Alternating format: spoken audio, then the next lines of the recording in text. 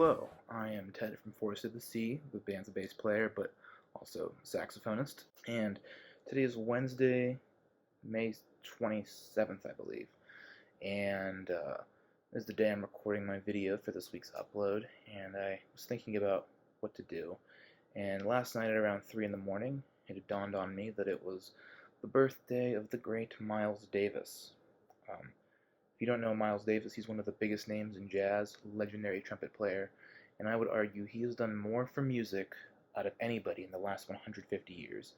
He has progressed different genres of music in new directions, similar to the way classical legends like Mozart did, and Bach, and Beethoven, and also pushed it the same way popular musicians such as the Beatles did. Miles Davis is credited with changing and evolving genres of jazz at least 5 times probably in his lifetime. And there is an old urban legend that he was invited to a White House dinner during the Reagan administration. Some kind of artist thing, I guess. I don't know if it was Kennedy Center honors, because that was just right after Kennedy was president, so I don't know if they had those yet, but it was some kind of fancy dinner, and Nancy Reagan, ignorant as possible, was going around to all the tables asking people, trying to seem smart, oh, what have you done to deserve a dinner with the president? When in actuality, she was trying to learn who the guests were because she didn't know.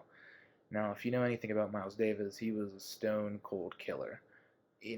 Rumor has it, he looked her dead in the eye and answered back with a question, what have you done except the president? Another great Miles Davis story I want to tell since it's his birthday, to give you an idea of what kind of person he is one time he was on tour and he was coming through Philly, and this was in like the late 70s or early 80s maybe. So he was very well renowned at this point in time, and someone for the public schools thought, oh, wouldn't it be great if we got Miles to come and give a clinic to some young trumpet players from the high school. And I heard this story on a podcast with Questlove, drummer of the Roots, and one of the people on his podcast, when they heard this, they went, oh no, which tells you what kind of reputation he has. And he swore at the kids, and apparently he even punched one in the chest. Yeah, he was quite the guy. But he's done so much for the genre of jazz. Followed in the footsteps of Charlie Parker, who pushed us from the swing era of big band music to the shreddy gloriousness that is bebop. Miles Davis introduced us to jazz fusion, cool jazz, and modal jazz. And modal jazz, a little bit, his greatest selling record of all time and the greatest selling jazz record of all time, Kind of Blue, is the first venture into this type of jazz where we use modes instead of chord progressions to fill out songs. And it was a new thing at the time, and it was very innovative and revolutionary. And on that record, Kind of Blue, I mean, it's just the 2 of the best-selling jazz singles of all time, So What and Blue and Green, which is what I will be playing in today's video.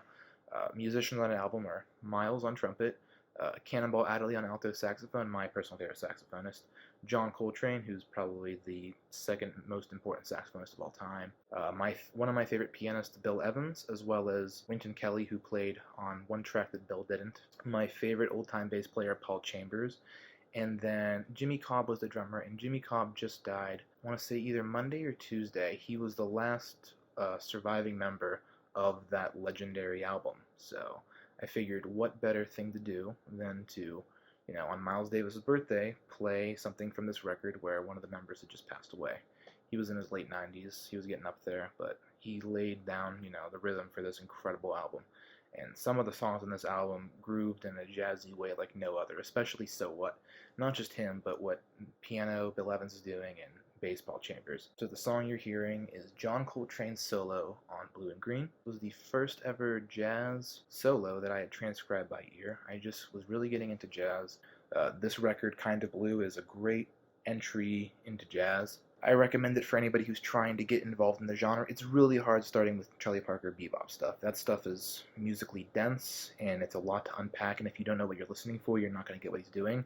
But this stuff is simple and complex at the same time. The chords are quite simple because of this modal style, but what the musicians play on their solos is really quite impressive, especially what I think Coltrane does on this solo. It's been almost 5 years since I've learned it, and 4 since I think I last played it. I can sing through it while it's being played on the record, and that's an important skill in transcribing, is if you can't sing it, you shouldn't be able to figure it out by ear without guessing. You really need to internalize it before you apply it to your instrument, whatever your instrument may be. So this is John Coltrane's solo on Miles Davis's Blue and Green. Rest in peace, Jimmy Cobb.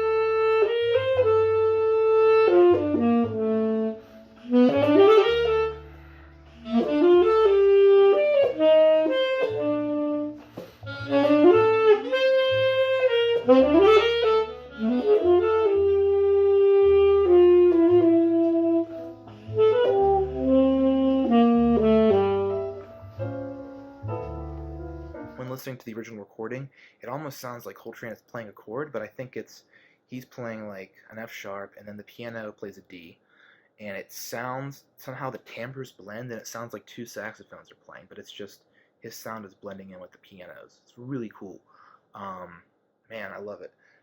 I also like his sound on that record, particularly that song, a lot, and one of the things, like, John Coltrane is a legend among legends. His improvisation and compositional skills are far above almost anybody in jazz of all time, rivaled only by Charlie Parker and Miles Davis.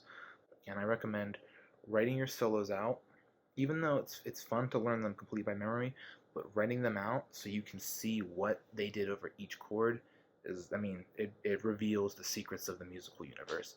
If you're looking to get into jazz, start with this record and transcribe Miles' solos. They're worthwhile.